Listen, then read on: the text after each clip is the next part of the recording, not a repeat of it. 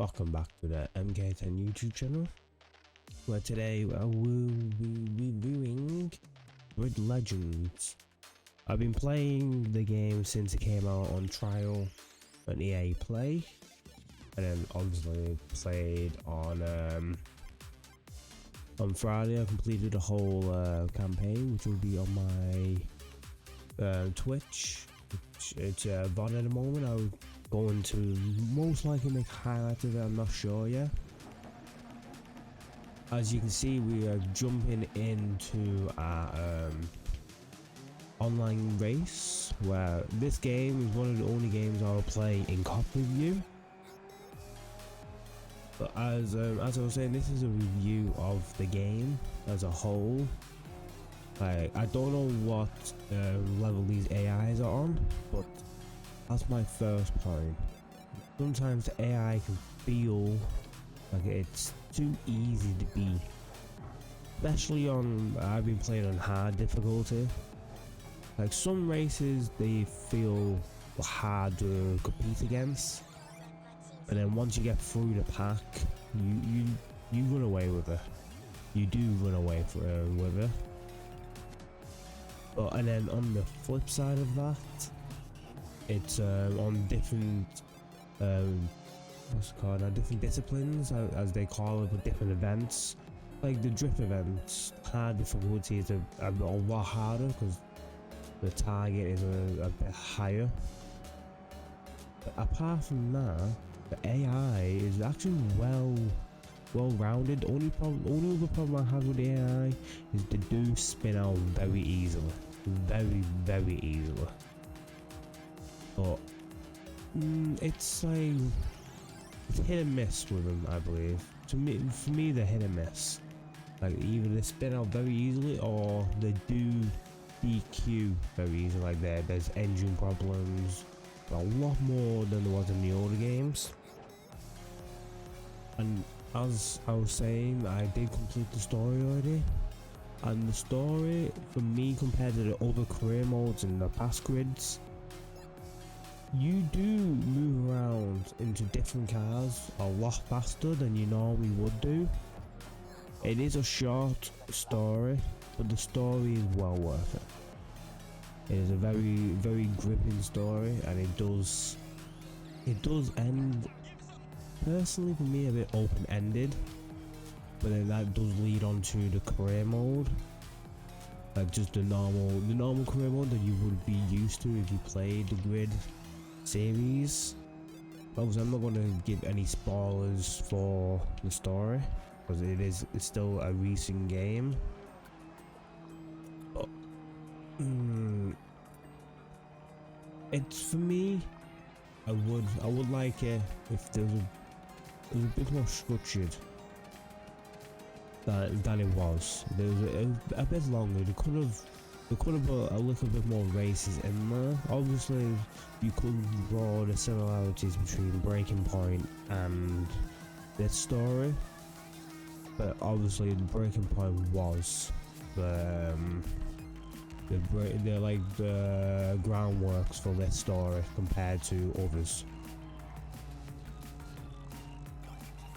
And going on to the career mode, it does get repetitive because sometimes you do need to repeat some tracks just to upgrade the cars, because there is an upgrade feature, which, yeah, is a good mechanic because it can help the lower, what's it called, the lower level people who do not know how to drive the cars properly, or do not have like actual skill level. And then also it can also just make the people with the skill level just run away with it. Like, for example, literally in this race, I have not upgraded this car because I do not use this car, and it's very clear this guy has upgraded his to the max because he's 15-16 seconds ahead. With the upgrade mechanic, there is a mechanic and team upgrade management. It's very basic compared to what it could have been, it does seem like it's an afterthought. But if you just play through the story mode, you'll get enough money to compete properly in the career mode. Obviously, I started playing the career mode before story because I didn't want to spoil the story for myself. But like I said, it's all dependent on your playstyle. This game, for me, you can play it as a simulation if you really wanted to. Or you can play it a lot more arcade. It all depends on the assist you add and the skill level of the AI. And that's why I call it a simcade. And personally, I would say it is a very good entry level game. A game that you would want to play if you was getting into the racing genre. It's just you're probably best off waiting until it comes onto Game Pass to play it, because obviously Codemasters is owned by EA, so that's probably the best thing you can do. And as I was saying about the career mode and the cars, all the cars do have their own distinct feel, but they do have their own distinct, like, own genres, disciplines. Like the stadium trucks, the body roll on them is very realistic of actual stadium trucks in real life. It's like they put a lot of work on how the cars should handle and how they should react from cockpit view. It's like the focus on that a lot more than they focused on some other parts of the game, like I mentioned at the beginning of this review. As I was saying about the cars, transitioning from one car to another, you do get the feeling that you're not having a massive skill gap between the cars, apart from maybe the drift cars. For me, the drift discipline does feel out of place. It definitely does feel out of place compared to other of the disciplines. It does take you a while if you're not used to the drifting mechanic. It does take a while to get used to it. It's just that it shouldn't be in the game. I don't feel like the drift discipline should be in the game as much as other people would think it should be in the game.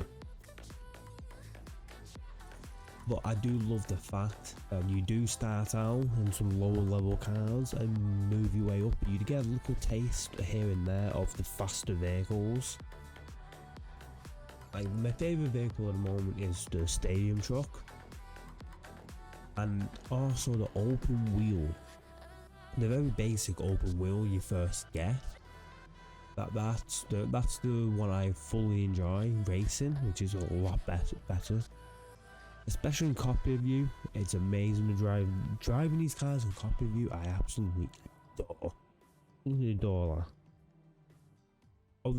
Obviously, like I said before, the story does take around 4.5 hours to 5 hours to complete, but then after that, you do have like a 2-hour plus career mode, as you can see here. There's a rookie season, there's the semi-pro season, pro, and then the gauntlet. The gauntlet is more explained in the story mode.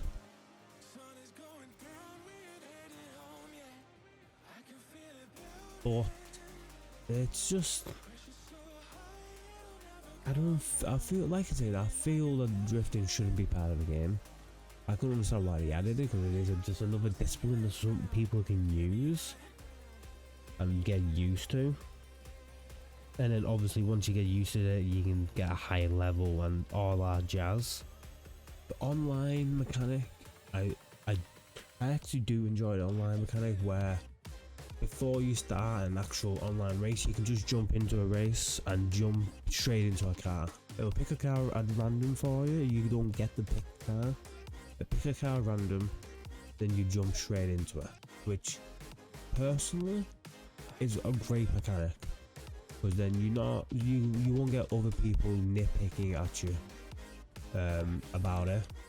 Obviously, the cars in this